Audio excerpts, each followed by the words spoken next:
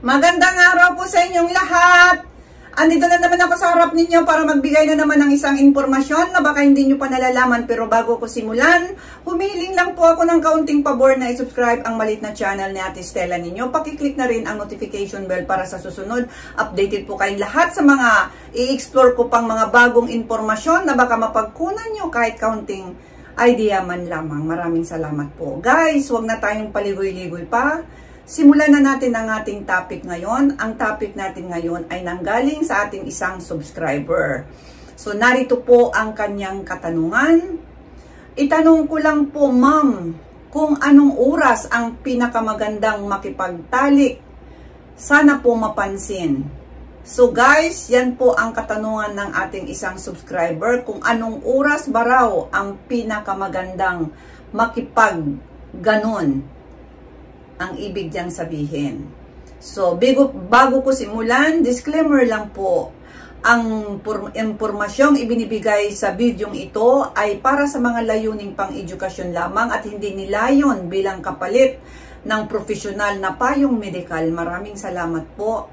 So, guys, ayon sa pag-aaral, walang eksaktong oras na itinuturing na pinakamabuting oras para makipagsiping. Ngunit ayon pa rin sa mga eksperto, maaaring magbigay ng ilang benepisyo ang mga sumusunod na oras depende po sa layunin mo. So ang ibig sabihin, walang eksakto ngunit merong mga oras na magbibigay ng benepisyo sa tawag dito, sa pakikipagsiping. So yung number 1, sa gabi. Sa gabi, 8 p.m. to 10 p.m. Alas 8 hanggang alas 10 ng gabi, ito ay oras ng pahinga at relaxation. Kaya magandang oras ito kung nais makipaglambingan upang magpakalma o ma-relax bago matulog. Makakatulong din ito sa maigi na pagtulog dahil sa endorphins na naibubuga ng katawan o nilalabas ng katawan. So, ang ibig sabihin guys, sa gabi, isa ang pinakamagandang makipaglambingan sa oras sa gabi ng alas 8 hanggang alas 10 ng gabi para makuha mo ang magandang benepisyo nito. Mas maigi na gawin ito sa gabi. Balikin ko na naman, alas 8 ng gabi hanggang alas 10. At ito ay bago matulog. At kapag ito ay nagawa at ito ay nagbibigay ng relaxation at mapaigi po ang ating pagtulog. So siguro naman sa mga nakarelate dyan, na kapag sa gabi ginagawa, talagang bagsak. Hindi lang bagsak, kundi labas pa yung hilik. Naghihilik na kaagad, no? So, yan po yung number 1 sa gabi. At ang panglas natin, pangalawa, ito naman ay gawin sa umaga. O bakit sa umaga? Sa umaga, alas 6 hanggang alas 9. 6 a.m. to 9 a.m. naman ito. Sa oras na ito, mataas ang antas ng testosterone sa katawan ng mga lalaki at oxytocin naman sa mga babae. Kaya maaaring mas aktibo, energize ang mga tao. Maaari rin itong magpalakas ng mood at magbigay ng magandang simula sa araw. So, ang ibig sabihin, kapag ito ay ginawa sa umaga, maganda po siya dahil yun na nga, mataas ang antas ng testosterone at sa lalaki at sa babae naman yung tinatawag na oxytocin. So, ang ibig sabihin, maganda siya. Kaya yun na nga, kapag ginawa ito sa umaga, ito ang magandang simula sa iyong araw. Alam ko naman siguro o nararanasan na ito ng may mga asawa na ginagawa naman talaga siguro. Pero yun na nga lang guys, hindi natin alam minsan kung ano talagang oras. No? Siguro kaya niya tinanong ito kung anong oras talaga ang pinakamagandang gawin makipagsiping.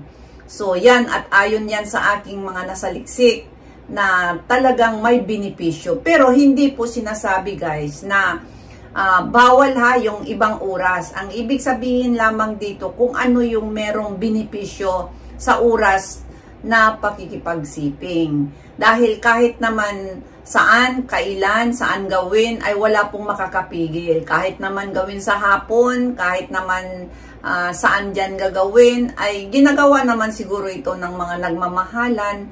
Ngunit ang pinag-usapan po natin dito ay yung tanong ng ating subscriber kung ano ang pinakamagandang oras makipaglabanan. So yan po yung aking nasaliksik sa gabi.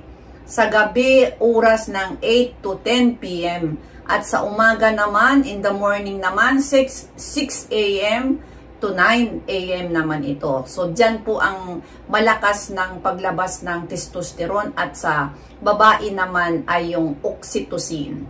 So, ngunit, gayon pa man, ang pinakamalaga ay kung kailan pareho kayong komportable at handa sa intimacy. So, ang ibig sabihin, sinabi ko na kanina guys, na kahit anong oras, kahit naman isipin natin na sa gabi, kung wala, hindi naman kayo parehong may gusto, hindi komportable, wala ring sa isang. So, ang pinakamalaga talaga is yung kailan kayo parehong komportable na makipag-intimacy. Yun ang pinakamaganda. Ayan po guys, sana nakita mo ang vlog na ito at ginawan ko na lang din ng video para naman pangkalahatan. Dito na kita sinagot at alam ko naman na makikita mo ito, no? So, yan ang aking kasagutan at ito po ay ayon sa aking pagsaliksik lamang at hindi po ito nanggaling sa aking sariling opinyon. Magandang araw at maraming salamat sa inyong lahat sa walang sawang pakikipagpanood sa aking maliit na channel. At maraming na po ang ating subscriber. Umabot na po tayo ng ng 100,000. Kaya po nagpapasalamat po ako sa inyong lahat sa inyong walang sawang panunood. At kahit man ganito lang si ate ninyo na minsan nagkabulol-bulol na sa pagtatagalog o ano man dyan, ay pagpasensyahan nyo na. At malaki po ang nabago na sa akin. Dahil mula nung bago pa ako, ay talaga namang hindi ko alam kung paanong humarap sa kamera. At dahil doon sa mga bashers, no, na sinasabi na ano ka ba magsalita, doon po ako natuto. Maraming salamat sa inyo. Kahit bashers o mga binabas po nyo ako, gustong-gusto ko po kayong lahat. Wala po akong pinipili, wala po akong iniinsulto sa comment section. Basta kung kaya kong sagutin, sinasagot ko po sa magandang layunin. At hindi po ako nang-iinsulto ng ibang tao, kahit anong pa niyan. Dahil freedom, may freedom po tayo na kung ano pong i-opinion natin. Kaya hindi po ako nagagalit, hindi po ako nagiging guilty kung ano man yun. Bagaman ito po ay aking ginawang para ma-challenge po ako at para po mabago po ang aking mga hindi po magandang nakikita ninyo o naririnig o ano man yung mga kamalian ko sa pagbigkas o ano man. Nagpapasalamat po ako sa inyong lahat.